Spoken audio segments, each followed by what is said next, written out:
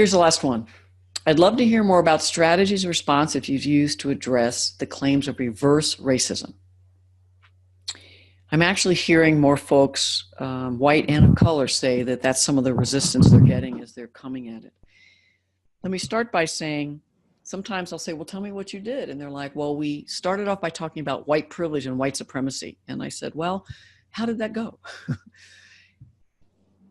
In my opinion, you need to find out what are the competencies, capacities, willingness, and readiness of participants. Most whites are not ready to start there. Now, we get there, but if you start that far along in the competencies, most whites will shut down and leave, and the resistance will come many different ways. And then that's what you'll be kind of, it's like whack-a-mole. You'll be fighting that the whole time, and there won't be much learning. And actually, people will leave maybe feeling more divisive than they came and more frustrated.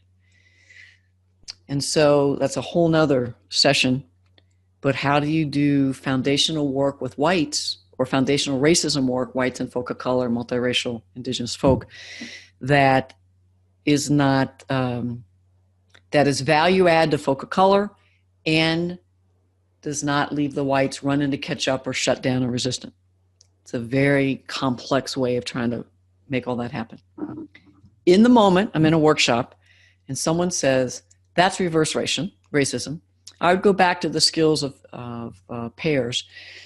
If you've seen some of my other work, panning, ask questions, interrupt, relate in, share, pairs. Somebody took that and moved it and made it Paris because they could remember it better. So for what it's worth. So I would ask a question. That's the A. So tell me more. And then I would listen and see if that gave me an angle. And if not, I'd probably also say, well, can you give me an example? Did something happen just now? Or someone, when privileged group members, in this case, whites, make a blatant resistance statement like that, getting to specifics, the behavior is critical, not conceptually. There's no reverse racism. So while I believe people of color cannot be racist, that racism is systemic, and whites have the power in the system of society, so people of color cannot be racist. There's no such thing as reverse racism. All we're doing is arguing at the words. This person is at their emotional level. They're like, there's no reverse racism. It sounds like an idea, but most likely they're triggered, feeling defensive, they're in white fragility. And so if we can get them to talk about behaviors, a situation, an example, I can meet them there and they might be a little less triggered into feelings. We're not arguing semantics and concepts. So can you give me an example? And most likely the example will be something like maybe, well, last week we were in a meeting and a person of color said they're done with whites, they're not going to deal with whites anymore. And that's reverse racism. So then I might go, well, how'd that feel as a white person to hear that? And to see if they'll work with me and they'll let me support them getting to greater authenticity and not just resistance. If they're willing to say, well, it hurt, you know, I might need this person or we have to work together. And so for them to say, you know, I'm done with whites, it's just not productive. I'm like, yeah. So how often has that happened? What do you mean? Well, how often have you experienced something like that? I hear it was really painful. And I might need to relate in. So part of pairs is relate in, the R. I said, yeah, I've been around situations where folks of color, notice I'm about to do a little teaching, were so at cumulative impact. There were so many microaggressions that have been happening and lack of organizational change that I've heard them say things like, I'm done working with whites, or this is just too much for me. I just can't talk to you right now, white person. And it just felt like they were like dissing me. So I relate. And the reason I asked you how often, because it's been less than 5 times in 62 years. So I was just wondering how often that's happened to you. Well, not, you know, it's probably just a few. I said, yeah. Well, it sucks every time, doesn't it? Yeah.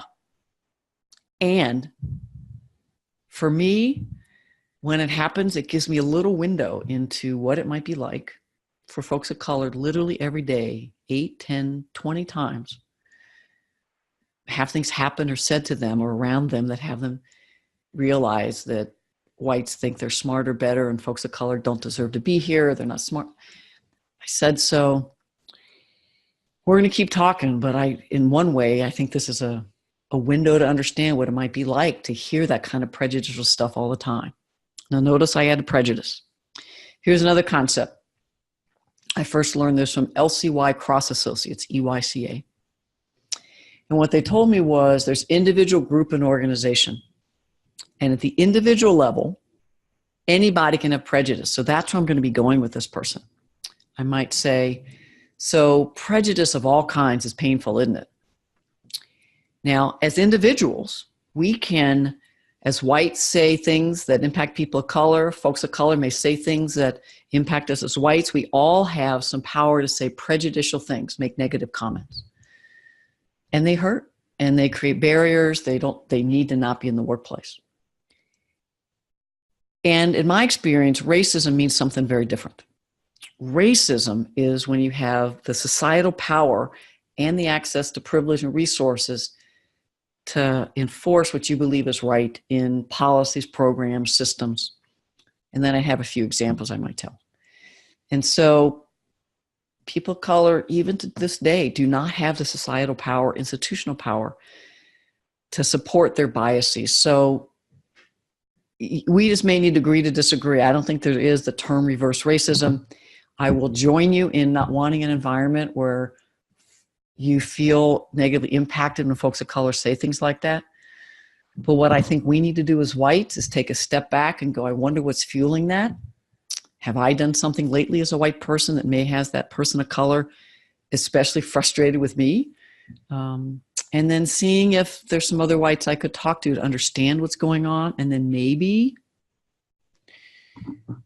offer to have a conversation with a person of color, not about how I felt hurt by what they said, but by, I noticed your comment the other day, and my guess is you were at Cumulative Impact, and I was just wanting to say I heard you, and I was just wanting to check and see how you're doing.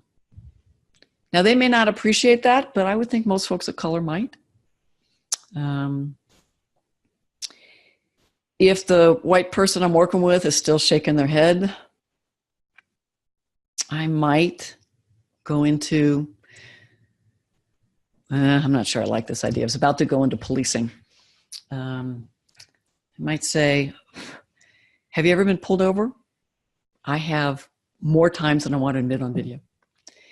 And I say, what have you noticed from your colleagues and friends of color or from watching Facebook or TV? What's the pattern that people of color experience from the institution of policing? And if they're able to join you, it'll be driving while Black, driving while Latino. Yeah. And then I might say, and so how many things lately in the last 6 months have, at least on Facebook, Blacks not been able to do? Because as soon as they do it, gardening in their own yard, a white person calls the police on them. Trying to use their key to get into their house, whites call the police on them, right?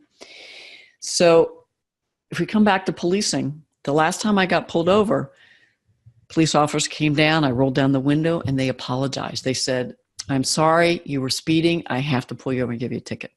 I said, do you think a person of color has ever been treated that way? So what I'm doing is on pairs, again, panning the dynamics, notice, asking questions. I interrupted. I related in at some point. Now I'm telling a story that shows to me about systemic racism. I said, so again, we can agree to disagree, but I think policing, what I know about it, was really set up to keep people of color down. And even today, it's just perpetuating the same race dynamics. And so how I get treated by police is qualitatively different at the group level. And so that's when we talk about racism, that the system of the judicial system, housing, healthcare, educational systems, real estate, that's racism. Interpersonal dynamics based on prejudice, I use different language. And then I ask myself the questions.